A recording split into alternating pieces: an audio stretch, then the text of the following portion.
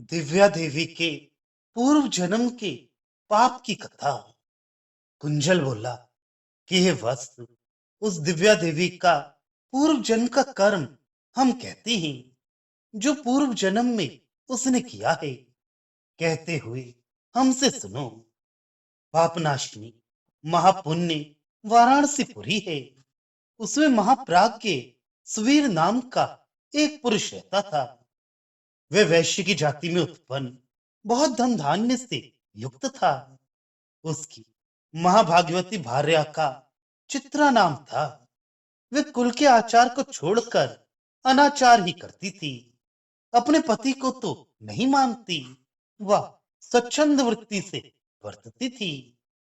धर्म पुण्य से तो विहीन रहती, वह पाप कर्म किया करती। अपने पति को नित्य भक्ति झकती, वह गालियां दिया करती।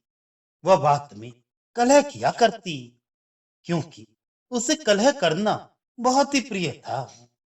वह नित्य पराये ही गृह में रहा करे। वह दिन रात्रि पराये घरों में घूमा करे।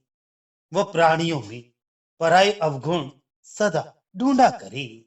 वह महादुष्टा थी। साधु की निंदा सदा किया करे। वह सदा अच्छे लोगों को बहुत अकारण हंसा करे। इसके अनाचार बड़े बड़े पाप जानकर उस महात्मा सुवीर ने निंदा की।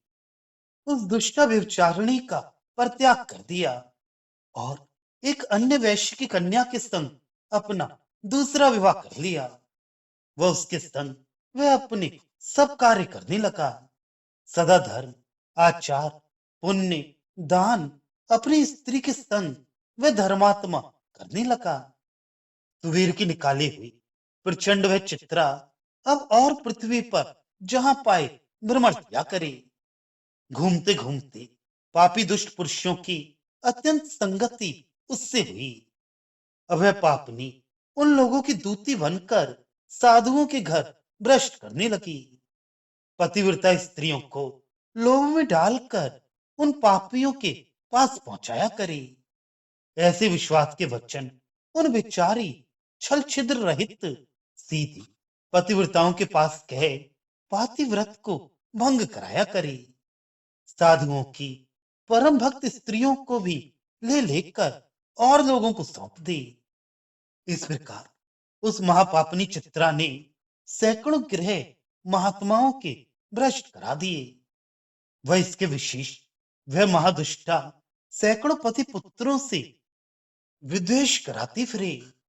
वह बहुत से साधुओं के मन उनके समीप बार बार जा जाकर ऐसे बिगाड़े कि वे भी पाप करने लगे। वह ऐसी ऐसी लड़ाइयां सज्जनों में भी पहुंचते पहुंचते वह दुष्टा करा दे कि जिनका कुछ आर पार नहीं। इस प्रकार सैकड़ों घर नष्ट भ्रष्ट करके वह आप महाभ्रष्ट होकर वे दुराचारणी मृतक हुई। यमराज ने बहुत से दंड देकर उसको अच्छी रीति से सिखलाया। यहां तक कि जितने महाघोर रौरव आदि नरक थे, सबों में क्रम से एक में से निकालकर दूसरे में डलवाया। वह नाना प्रकार के दंड उस दुष्टा चित्रा को उन्होंने दिए। सो कुछ आश्चर्य की बात नहीं है। जो जैसा कर्म करता है वह वैसा ही भोगता है। उसने सैकड़ों ग्रह उजाड़ डाले, उसी पाप के अनुसार उसको दंड भी दिए। वह जैसे उसने पूर्व जन्म में सैकड़ों भले मनुष्यों के घर उजाड़े थे, वैसे ही दुख को भोगती है।